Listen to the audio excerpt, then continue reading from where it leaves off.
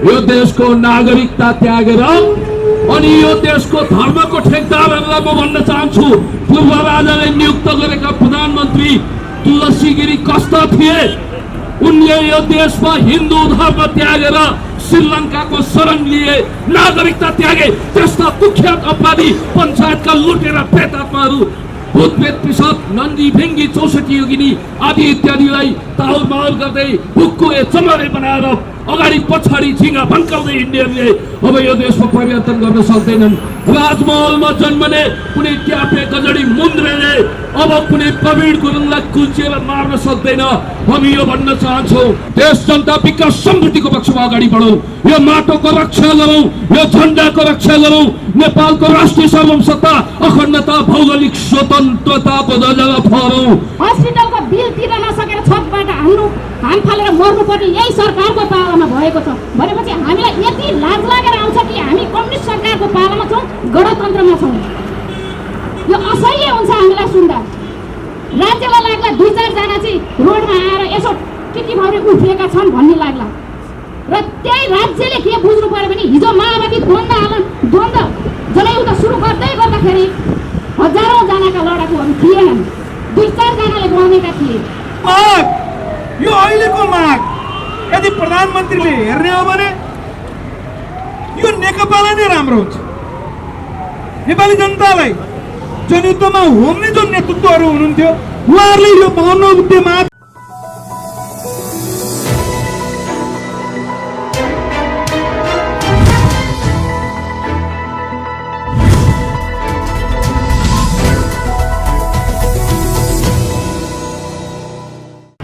मलाई अलिकति पुरानो सम्झनाको तलाउमा डुब्ने अनुमति दिनुहोस्।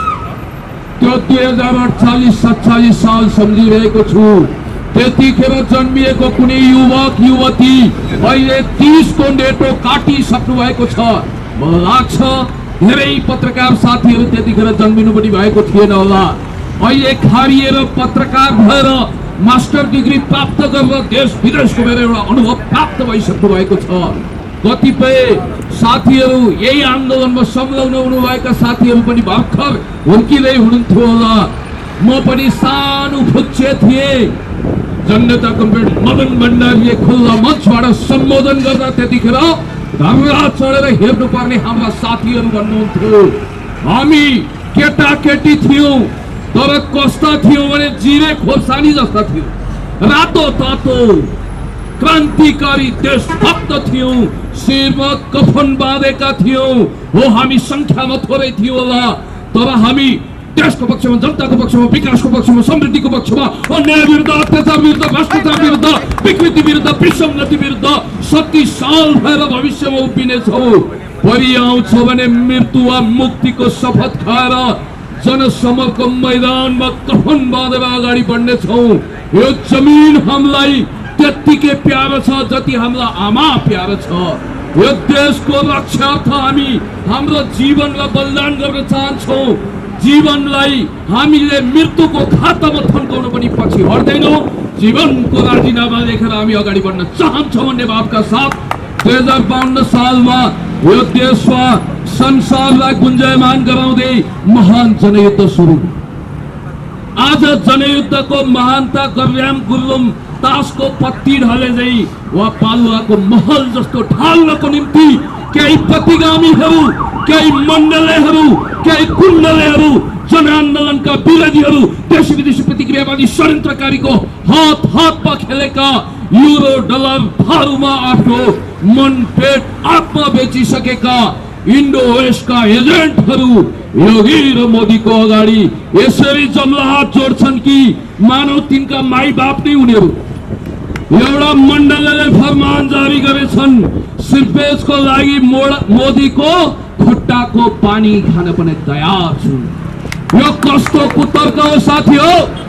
यो देशको महान मातृभूमि लुट्ने, यो देशको सार्वभौम सत्ता विरुद्ध दखल अन्दाजी गर्ने भारतीय विस्तारवादी शासक वर्ग सामु तुमेव माता पिता तुमेव सर्वम मम देव देव भन्दै आरती उतार्ने, हनुमान चालिसा जप्ने अनि आफ्नो स्वाभिमान समाप्त गर्ने, देशको national sovereignty, territorial integrity, independency विरुद्ध विदेशीहरूको दलाल भएर यो देश टुक्रिनुपर्छ भन्ने सिके राउतको वकालत गरेर भार युरो कुम्लाउने मान्छेहरू आज यो देशमा अवस्था होइन व्यवस्थै समाप्त पार्नुपर्छ भनेर हिँडिरहेका छन्। धोतीको जुम्बो टोपीमा पुगिसकेपछि उत्पात छोरीफोरी गर्छ भनिन्छ। यी टप्पर टुइयाहरू, यी लाल बुजक्कडहरू, यी धन्दा सेठहरू हामी बाघको छालामा स्यालको रजाई चलाइरहेका छन्। मर्दको कमाइमा नामर्दको रजाई चलाइरहेका छन्। कस्तो लज्जित हुनुपर्ने स्थिति छ। जो विजेता हो ऊ चाहिँ नुन खाएको कुखुरो जस्तो झोक्राउनु पर्ने। जो जनआन्दोलनले परास्त गरेको विदेशी एजेन्ट छ उनले नेपालको राष्ट्रिय झण्डा लतारेर भारतीय नम्बर प्लेटको गाडीमा टाँगेर हिँडिरहेको छ। कति लज्जाको विषय छ यो महान चन्द्र सूर्य अंकित झण्डा। खबरदार ती अपवित्र, ती मोदी र योगीद्वारा पालिएका अपराधीहरूको हातबाट हामी थुच्छौं। या साथीहरूले आज राष्ट्रिय झण्डा फहराउनु हो। एक हातमा चन्द्र सूर्य अंकित महान झण्डा लिएर जननी जन्मभूमि स्वर्गादपि गरिएसी motherland our greater than heaven, हाम्रो देश स्वर्गभन्दा प्यारो हुन्छ भन्ने मान्यतालाई बुलन्द गर्नुभएको छ। अर्कोतिर संसारमा समाजवाद, जनवाद भनेको, कम्युनिजम भनेको डुब्दो घाम होइन, उदाउँदो सूर्य हो भन्ने मेसेज दिनको लागि पनि तपाईहरु आउनु भएको छ। कसैलाई पनि संख्या कति छ भनेर हेर्ने होइन। त्यसको सिद्धान्त के छ, नीति के छ, विचार के छ, रणनीति के छ, कार्यनीति के छ, त्यो आधारमा हेर्ने हो। हिजो उता कर्णालीबाट लुगलुग कामदै फ्याङ्लो झोला बोकेर आउनेहरू आज धन्दा सेठ गल्लावाल भएका छन्। गणतन्त्र विरुद्ध चलखेल गरेर ती विदेशीहरूले दिएका नयाँ नयाँ गाडीमा चढेर अनि करोडौंको महलमा बसेर गणतन्त्र समाप्त पार्छु भन्ने भूत प्रेत पिशाचको प्रेत आत्मा जस्तो भएर नेपाली लोकतन्त्रमाथि मडराइरहने एउटा दुस्साहस गरिरहेका छन्। त्यस्ता मान्छे भन्न चाहन्छौ। हिजो गुन्द्रुक ढिँडो खाने नसिब नभएका मान्छेहरू श्रमजीवी वर्गबाट हेर्दा हेर्दै मण्डलेर विदेशीको दाना पानीमा आज कसरी दिनौं नयाँ कोट फेर्ने औकात पुग्यौ। पढाइ लेखाइ छैन, एसएलसी को सर्टिफिकेट समेत कहाँबाट ल्याएको ठेगान छैन। महान जनआन्दोलन विरुद्ध बकवास गर्ने हलाहल कालकुट पिसोकलले त्यस्ता कथित अभियन्तालाई म च्यालेन्ज गर्न चाहन्छु। हिजो जनयुद्धको धारलाई बदनाम गर्दै नक्कली वाइसिएल भएर लुटपाट गर्नेहरू आज नारायण हिटीमा राजा फर्काउँछु भनिरहेका छन्। अरे भाइ, राजा नारायण हिटीमा जरुर जान सक्नुहुन्छ, राजा होइन पूर्व राजा। तर त्यो नारायण हिटीमा हामी जस्तै टिकट काटेर मेरो पुरानो दरबार कस्तो रहेछ भनेर हेर्न मात्रै जानुहुन्छ है। यहाँ कम्पेडरहरू हुनुहुन्छ, उहाँहरू भनेको म सेल्युट गर्छु। आउनुहोस्, हामी एउटै पङ्क्तिमा बसेर नेपाल कम्युनिस्ट पार्टीलाई एकताबद्ध गर्न स्थिर सरकार दिएर देश जनता विकास समृद्धिको पक्षमा अगाडि बढौं। यो माटोको रक्षा गरौं, यो झण्डाको रक्षा गरौं, नेपालको राष्ट्रिय सार्वभौमसत्ता, अखण्डता, भौगोलिक स्वतन्त्रताको ध्वजालाई फहरौं। यो भन्दा ठुलो कुरो केही हुन सक्दैन। मलाई आज पनि सम्झना हुन्छ, उद्घोषक मित्र छटपटाइरहनु भएको मैले देखेको छु। म धेरै भाषण भूषणको यहाँ फुला गाँस्दिन। मलाई सम्झना हुन्छ 100 इयर्स अफ सोलिट्युड का लेखक, विश्व क्रान्तिका लेजेन्डरी नायक फिडेल क्यास्ट्रोको सबैभन्दा मिल्ने साथी, कोलम्बियाका विश्वविख्यात लेखक ग्रेभियल गार्सिया मार्केज, जसको 100 इयर्स अफ सोलिट्युड पढिसकेपछि मन्त्रमुग्ध नहुने को होला दुनिया। उहाँले भन्नुभएको छ, तपाई जहाँ हुनुहोस् विपनामा परिणत हुने सपना देख्नुहोस् भनेर भन्नुभएको छ। यहाँले पनि जुन सपना देख्नु भएको छ, मृगौला रोगी, क्यान्सर पीडित हरेक खालका बिरामीहरू, उखु किसानहरूले उचित सुविधा पाउनुपर्छ, उपचार पाउनुपर्छ, क्षतिपूर्ति पाउनुपर्छ भनेर जो जनजीविकाको सवाललाई बुलन्द गर्नुभएको छ। म पुण्य गौतम यसप्रति नतमस्तक भएर यहाँप्रति सोलिडारिटी व्यक्त गर्नको निम्ति यहाँ आएको। यहाँ कुनै इन्द्रका बाउ चन्द्रे, कुनै 12 हातको टाँगाले लोकतान्त्रिक गणतन्त्र विरुद्ध हात नलम्काउनु, आँखा नचम्काउनु। सिसाको महलमा बसेर काजु खाँदै जनताका छोरा छोरीलाई नसराप्नु, विदेशीहरूको दाना पानीमा चलेकाहरू केटाकेटी आए भटभटे चलाए पेट्रोलको सत्यानाश भने जस्तो यो खालको धृष्टता नगर्नु। साथीहरूलाई के भन्छु भने तपाईहरुको नेतृत्व प्रचण्डको घरमा गएर एकपल्ट यो माग पत्र पढेर सुनाइदिनुस्। मिडियाका साथीहरूले यो 52 बुँदे माग प्रचण्डको घरमा लगेर एकपल्ट सुनाइदिनुस्। उहाँले सामाजिक सञ्जाल युट्युबहरू लगायत पत्र पत्रिका हेर्छु भन्नुहुन्छ प्रचण्डले, यो पक्कै हेर्नु होला। नभए मेरो तपाईहरुलाई आग्रह, तपाईहरुलाई क्रान्ति सिकाउने, क्रान्तिमा डोडाउने प्रचण्ड, बाबुराम र मोहन वैद्यहरूलाई यो माग एकपल्ट पेश गर्नुहोस्। किनभने कम्तीमा प्रचण्ड जनयुद्धको अगुवा सुप्रिम कमान्डरै हो, हाम्रो लागि उहाँ अहिले पनि सुप्रिम कमान्डर हो। किनभने दलाल पुँजीपति सत्ताहरूका विरुद्ध जितेर आएकै हो। होला उहाँलाई अहिले घेराबन्दी छ, पश्चिमा शक्ति सिआइए र रले उहाँलाई घेराबन्दीमा राखेको छ, दलाल पुँजीपतिहरूले उहाँलाई घेराबन्दीमा राखेका छन्। यो एउटा बाटो हो।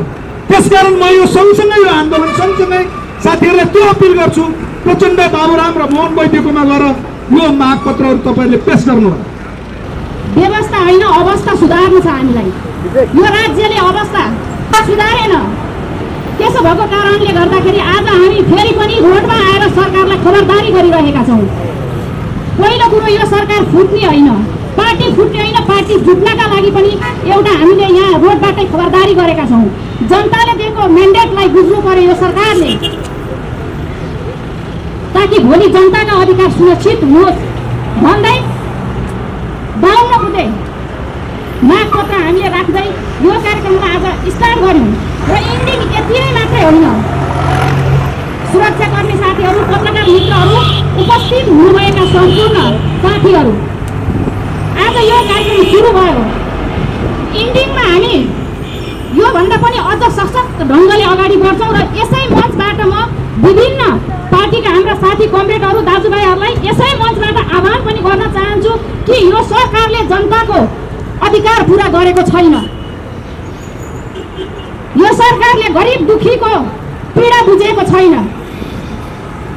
हेर्दै गर्नुहोस्, हेर्दै जानुहोस्, यही नेपालमा, यही मुलुकमा गरिबले अझ दर्दनाक स्थिति भोग्नु परिरहेको अवस्था छ।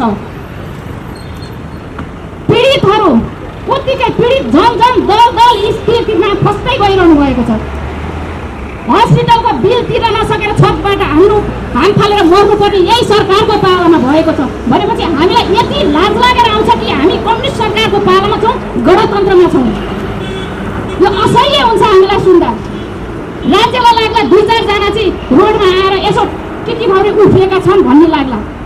र त्यही राज्यले के बुझ्नु पर्यो भने हिजो माओवादी द्वन्द्व जनयुद्ध सुरु गर्दाखेरि हजारौँ जनाका लडाकुहरू थिएनन्, 2-4 जनाले बनेका थिए। 2-4 जनालाई खिसी त्याउकी यो राज्यले नगरोस्, व्यवस्था नगरोस्।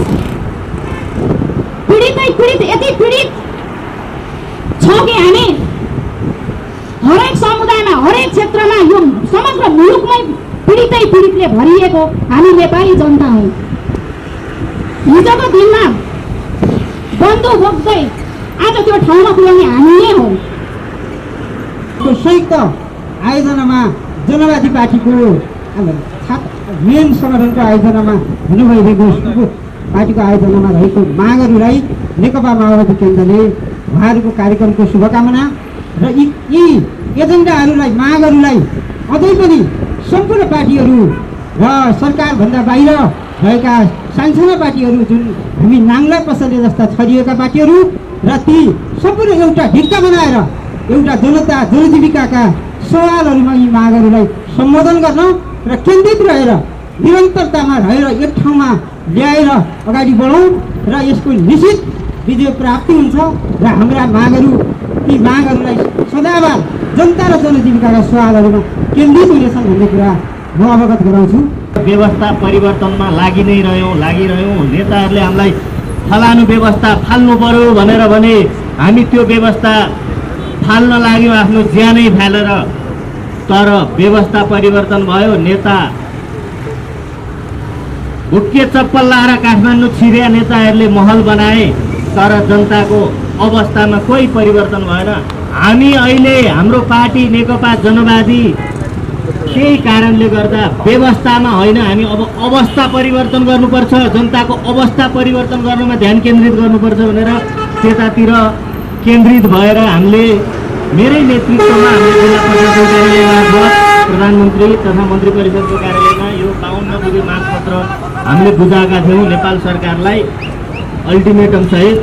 थाहा छ यसले सुन्दैन भन्ने थाहा छ, कार्यक्रम गर्नुपर्छ, विरोध र्याली धरना गर्नुपर्छ भन्ने पनि थाहा छ, तैपनि एउटा कार्यक्रमको फर्मेट अनुसार हामीले बुझाएका थियौँ, उहाँहरूले सुन्नु भएन। यो कार्यक्रमको सुरुवात आजदेखि गर्नु पर्यो, आन्दोलन गर्नु कुनै रहर होइन, हाम्रो बाध्यता हो।